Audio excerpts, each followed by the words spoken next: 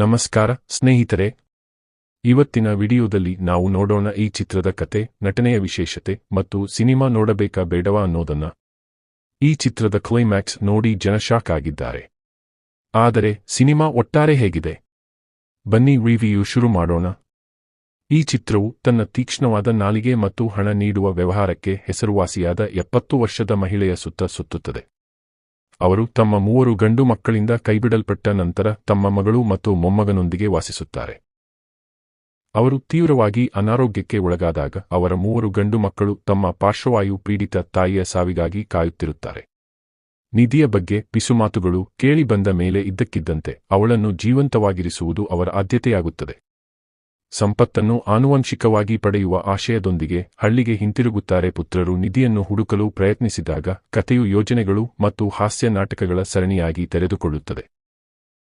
ವಿಮರ್ಶಕರು ಚಿತ್ರವನ್ನು ಮನಸ್ಸಿಗೆ ಮುದ ನೀಡುವ ಹಾಸ್ಯ ನಾಟಕ ಎಂದು ವಿವರಿಸುತ್ತಾರೆ. ಅದು ಪ್ರೇಕ್ಷಕರನ್ನು ಹಿಡಿದಿಟ್ಟುಕೊಳ್ಳುವ ಅದ್ಭುತ ನಿರೂಪಣೆಯನ್ನು ಹೊಂದಿದೆ.